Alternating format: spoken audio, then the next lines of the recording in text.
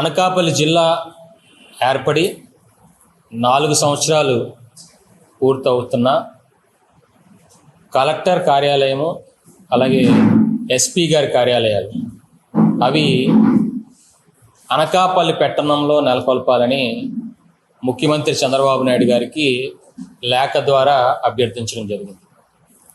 ముఖ్యంగా ప్రజలు పీజీఆర్ఎస్ అంటే గ్రీవెన్స్ రిడ్రెసల్ సిస్టమ్ కోసం వెళ్ళినప్పుడు అక్కడ మౌలిక వసతులు లేక, అంటే అనకాపల్లి పట్టణం నుంచి ఆటో సౌకర్యాలు కూడా లేక కలెక్టర్ ఆఫీస్కి ఎస్పీ ఆఫీస్ వారికి విన్నపాలు సమర్పించుకోవడానికి వెళ్ళేదానికి కూడా దారి లేక ఇబ్బంది పడతా ఉన్నారు.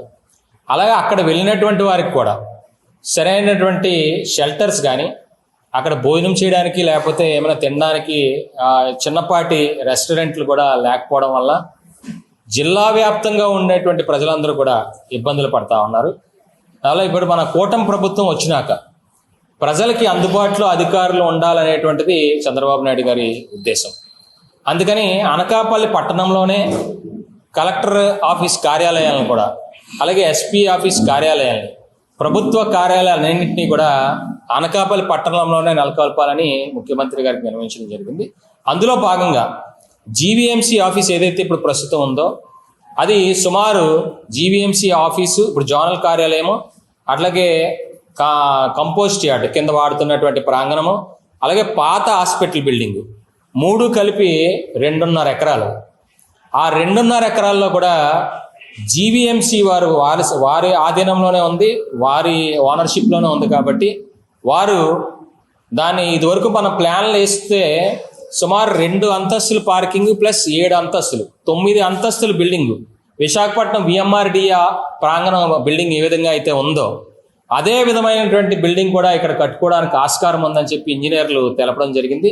అందులో భాగంగా అక్కడ 7 అంతస్తుల్లో సుమారు 1,50,000 చదరపు అడుగుల విస్తీర్ణం కలిగినటువంటి బిల్డింగు కట్టుకునే విధంగా ఆస్కారం ఉంది.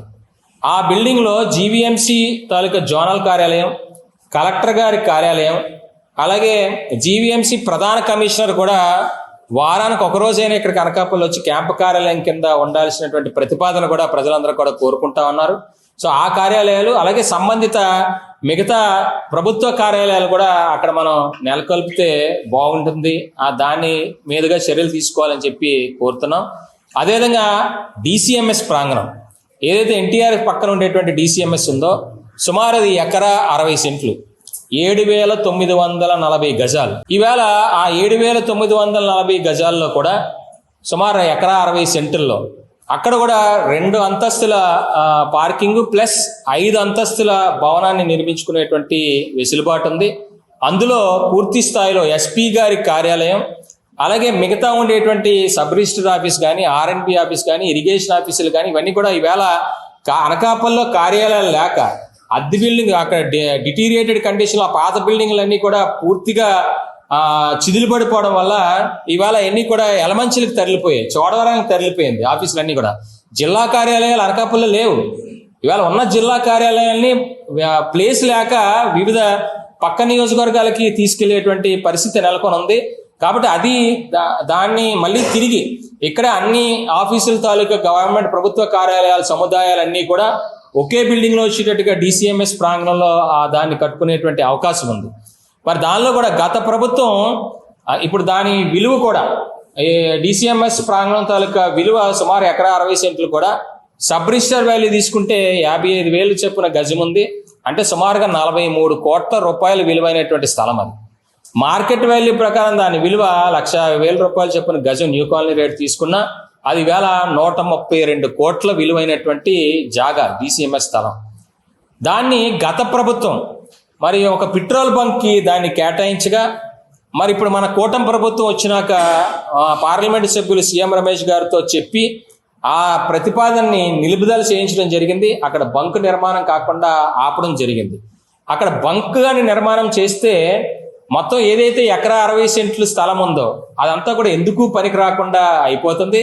రేపు పొద్దున్న ప్రభుత్వ కార్యాలయాలు నిర్మించుకునేటువంటి అవకాశం ఉండదు. అక్కడ బంకు రావడం వల్ల ఎన్టీఆర్ స్టేడియంలో జరగాల్సినటువంటి మీటింగ్లు ముఖ్యమంత్రి స్థాయిలో కానీ, ప్రధానమంత్రి స్థాయిలో కానీ రేపు పొద్దున హోంమంత్రి కానీ ఏ మంత్రులు పెద్ద సమావేశాలు జరగాలంటే 50,000 పైబడి అనకాపల్లి జిల్లాకే మొత్తం మీద ఏకైక మన ప్రాంగణం ఉండేటటువంటిది ఎన్టీఆర్ స్టేడియము.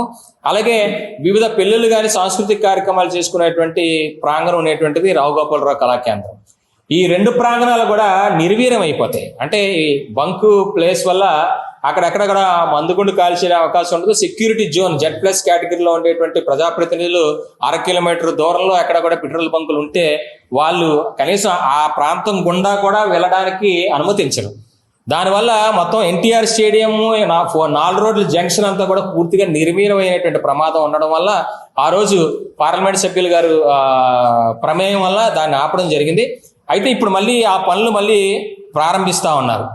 పాత ప్రభుత్వ హయాంలో ఎవరికైతే అలాట్ చేశారో వాళ్ళు మళ్ళీ పావులు కదిపి ఆ స్థలాన్ని కబ్జా చేయడానికి, ఆ బంకు స్థలంతో పాటుగా వెనక DCMS స్థలాన్ని కూడా ఈవేళ కబ్జా చేయడానికి, దానికి విలువ లేకుండా చేయడానికి చేస్తా ఉన్నారు. ఇది కూటమి ప్రభుత్వానికి చెడ్డ పేరు వచ్చేటువంటి పరిస్థితి ఉంటుంది. కాబట్టి దీని మీద తక్షణమే మన జిల్లా కలెక్టర్ గారు, అలాగే స్పీకర్ గారు, మన SP గారు, జిల్లా మంత్రి అనిత గారు, పార్లమెంటు సభ్యులు, జిల్లాలో ఉండేటువంటి అందరు ఎమ్మెల్యేలు కూడా దీని మీద పూర్తి స్థాయిలో స్పందించి ఈవేళ వేరే ఎవరికి కూడా ఆస్కారం ఇవ్వకుండా ఇప్పటికే ఒక మంచి సుపరిపాలనలో అందిస్తున్నాం అనేటువంటి భావన ఈవేళ కూటమి ప్రభుత్వానికి ఉంది. అలాగే అనకాపల్లి ప్రజలకు కూడా అనకాపల్లి పట్టణంలోనే అధికారులు ప్రజలకు అందుబాటులో ఉండే విధంగా ఈవేళ RDO ఆఫీస్ని కూడా ఈవేళ అనకాపల్లి పట్టణంలో ఉండేటువంటి RDO ఆఫీస్ని వేరే కొత్తూరు దగ్గర తరలించడం వల్ల కూడా కొంత ప్రజలు ఇబ్బంది పడతా ఉన్నారు. సో ఈ ప్రజలు ఇబ్బందులు పడితే వాళ్ళు ప్రభుత్వాన్ని తిట్టుకునేటువంటి పరిస్థితి ఉంటుంది. కాబట్టి ఈ ప్రభుత్వ కార్యాలయాలు ఏవైతే కలెక్టర్ గారి కార్యాలయం, SP గారి కార్యాలయాలకు సుమారుగా నెలకి లక్షలాది రూపాయలు వేళ అద్దె చెల్లిస్తా ఉన్నారు.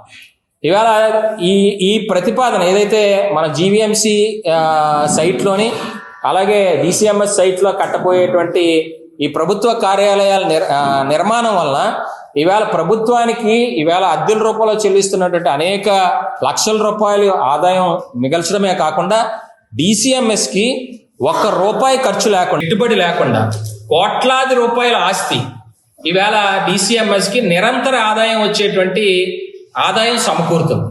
ఇది అలాగే GVMCలో కూడా GVMCకి ఆస్తితో పాటు ఇవాళ దానికి కూడా నిరంతర ఆదాయాన్ని ఇవాళ సమకూర్చినటువంటి వాళ్ళం అవుతాం.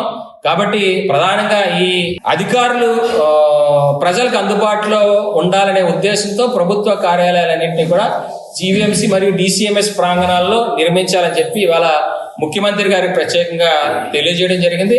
మరి ఇంకొక 15 రోజుల్లో కూడా ముఖ్యమంత్రి గారి అపాయింట్మెంట్ ఇవ్వడం జరిగింది. వారిని కూడా స్వయంగా కలిసి ఇంకా అనకాపల్లి ఉన్నటువంటి మిగతా విషయాలు కూడా అభివృద్ధి కార్యక్రమాలు కూడా వారితో చర్చించడం జరుగుతుంది. అది ప్రజలకు తెలియజేయాలనే ఉద్దేశంతో ఇవాళ అందరూ కూడా తెలియపరుస్తా ఉన్నారు.